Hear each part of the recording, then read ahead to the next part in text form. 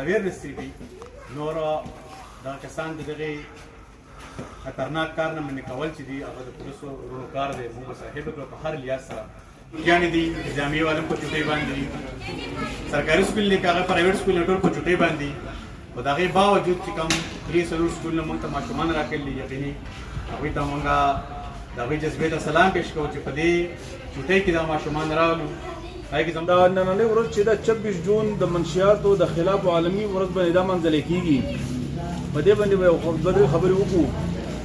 د منشیات خو داسې مطلب دا چې لکه په دې یو داسې لعنت دی او داسې یو علت دی چې لکه دا کومه معاشره کې لګېدلی دی نو دا دغه معاشرې بنیاد ختموي د معاشرې عزت ختموي د معاشرې غیرت ختموي لکه په نشو تماشو کې چې تاسو ته زمونږ او د دې معاشري خلک چې کم څوک په دې دغه کې مطلب دا چې لکه لګیا دي او دي څوک په نشه باندې اموخته دی نو د هغو حالات او د هغو د کور حالات او د هغه مطلب دا چې لکه د هغې نه د الله پاک هر څوک وساتي بیا خاص کر زمونږ حکومت چې دی نو دا خو زمونږ چیرمین صاحب چې دی عمران خان صاحب هغه خو د هغه پهچان د کیلونه دي نو پکار دا د چې لکه دا اوس موږ د خپل وزیر اعلی صاحب نه یا چې کوم منشتران دي د هغو ته درخواست کوو د اوسه پورې خو خیر لکه دا ځای مصروف وو اوس هغه مصروفیت ختم شو چې په دې کې ډېر ښه کار وکړي چې کم از کم دې له د ګراسي ګروڼ غوندې درجه ورکړی شي کم نوجوانان چې دي مطلب دا نشو ته ولې دي هغې ته ځکه چې هغو ته دلته مطلب دا چې لکه د دغه اکټیویټي نه وي بلکې زه یې په دې عمر کې زه به تاسو ته د خپل بچپن کې څه وکړم موږ به زه به تقریبا 2.5 کیلومتر سکول له تلم پیدل په روډ به ځانه پرې ښودم زما مشر ورور او پلار او دي به یاره ته به لوپر شي یاره نو ما پته نه وي دا لوپري څه ده نو زه به په غره باندې تلم 2.5 کیلومتر به د یو طرفه ما لار واله شیرپالم ته 2.5 کیلومتر به ما د بل طرفه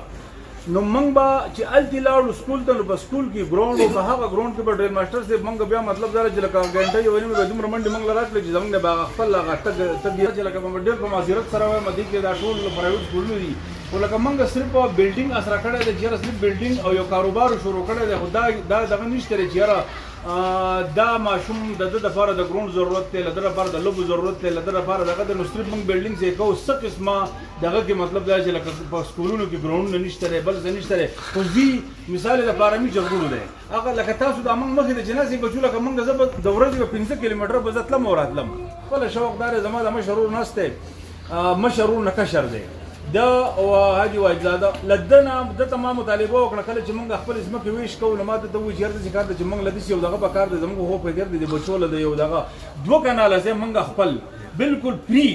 لکه دا یو ایستل دی خو هغې کې وزیر اعلی صاحب ته هم درخواست کړلی بریسټر صاحب ته هم کړلی خو هغه پته نه لګي انشاءالله کېږي به خو موږ د خپل طرفه لکه په کلي کې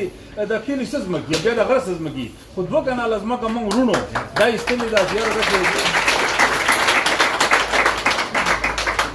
زمونږ را روان نسل مطلب دا چې لکه دا پکې لکه ما صرف د دغې نه دغه وخت زمونږ ګورړه ویلج کونسل دی چې ګورړه زمونږ مرکزي کلی دی د ګورړې ډېر لوی جایداد د 45 روپۍ دفتر دی خو په هغې کې چې ته راشې زمونږ جنازګاه هم نشته جنازګاه د روډ هغه اول به اوس خو دغه دی احمد خان د الله خوشحاله هغه جوړ کړو خو په روډونو به موږ جنازې کولې پکار دا وه لکه دا سم چې زما د ورور ته ما وینا وکړه دغه شان پکار دا و چې په هر کلي کې د سره موسی خان صاحب یو ځمکه ایستلې وه چې په هغې کې کم از کم زمونږ د نسل زمونږ د بچو پکې اکټیویټي کول نو موږ به له دې نشې د لعنت نه یعنې